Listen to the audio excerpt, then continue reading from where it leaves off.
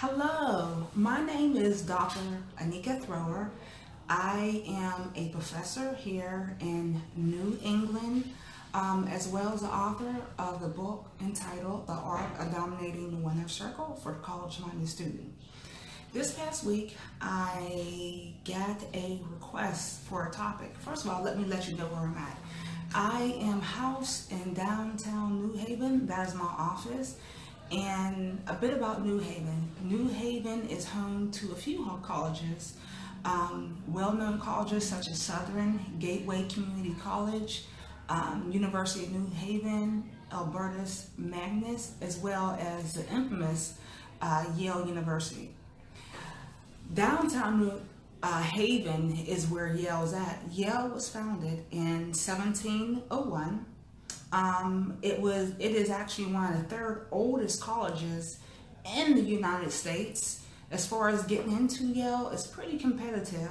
From what I gather, you basically have to be the top of your class, and then there's also some more recs. Within Yale, it's a college that was well attended by some pretty noteworthy people, such as Bill Clinton, a couple of the George Bushes, and some other folks. So Yale's pretty known, and that's where I'm reporting from today. On with the topic. So I actually got a request to delve into a topic around high school students taking a break before actually going off to college or university. And so here's my thought. Sometimes in life, we must take a break. After all, when you're talking about being a high school student, you went to school for 12, sometimes plus years. It's time to take a breather. You've graduated, you've done the work, you've paid your dues, you've done everything that was required of you to get the diploma. So why not take a little break, some may say. But the thing about taking a break sometimes is, sometimes when people take breaks, they don't go back. Now, that's not a fast rule that everybody will apply. Some people actually do take breaks, or maybe a break is required for one reason or another. But ultimately, and in the best interest of the student, it's always best to go right into college or right into the university straight out of high school. So what that means is you graduate in the end of May or June or whatever the case is. You take your little breather during the summertime, kind of get your thoughts together, and you jump right back into college the end of August or September. And the way I like to equate not jumping back into school or jumping back into school is, sometimes when people wait, it's kind of like an old car in the early morning, to whereas at night when you get out of the car, it's warmed up, it's ready to go, it's the end of the night, it's been going all day. Once a car sits overnight and maybe the weather gets to it, maybe a snowstorm or whatever the case is. I'm thinking about snowstorms up here in New England, to whereas at night there may be no snow in your car, and the next morning it's like there's lots and lots of snow. So it's like you got to get in your car, and you actually got to get the snow off the car to be able to open the door up. Once you open the door up, you're actually getting into the car, and you're turning the car on for the car to heat up.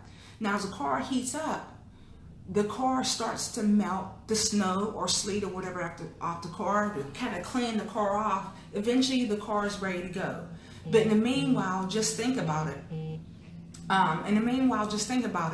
The car has to warm up, the engine, the parts, or whatever the mechanics have to warm up all over again. So that's how I equate waiting to go or jump right into higher education. I know myself, I eventually got my PhD, and at first all I wanted was my master's.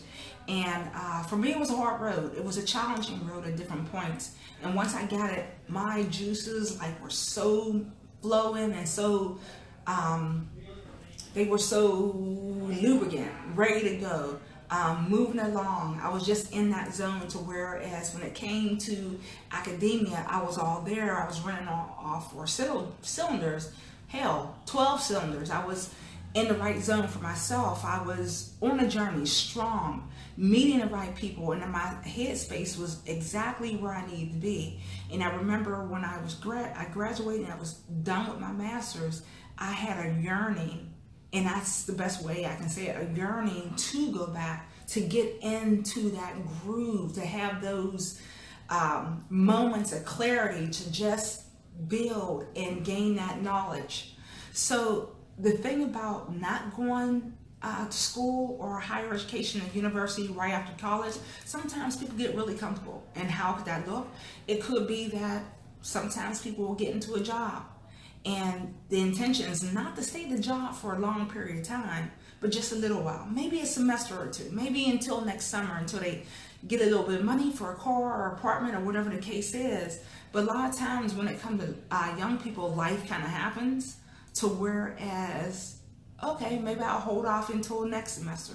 Or okay, I tried to apply for financial aid, or I tried to go to school and I didn't have all my things. I'll have it next semester, or whatever the case is. And unfortunately, what happens is one semester turns into another semester and another semester. And before a person knows it, when they look up and turn around, it's been 5 years, 6 years, or 10 years before they decide to go back to college, if they ever go to college. So I definitely encourage students, whenever I get a chance, to go straight through. If you're a graduate from high school, kudos, the work was done. But at the end of the day, there's even more work to be done. So I definitely wish high school students at this point who have graduated in this season the best of luck. Dues have been paid, but at the end of the day, when it comes to higher education and making an impact on self, family, and the community, more dues need to be paid. So, with that being said, I highly recommend that our youth and young adults think twice before deciding to take a break, take a breather, take a year off, or take 2 years off. Just go straight through. As I said previously, there are some circumstances where a person, for whatever reason, must take a pause, must take a break for health reasons or whatever the case is. That's to be determined. But also remember, there's always going to be an excuse not to do something. And whenever we're doing things or we want to do something that will propel us to the next level, it will be uncomfortable. Remember, when you're going to college, it's never the perfect time. There's always an obstacle. There's always an opportunity to make an excuse. So I'm hoping that some of these tips that I offer today will benefit someone. And to my cousin, Cassandra Thrower, thank you for asking me to delve into that topic about the value of not waiting to go straight into college or university. Once again, my name is Dr. Anika Thrower, and thank you for your time. Until next time, stay college-minded.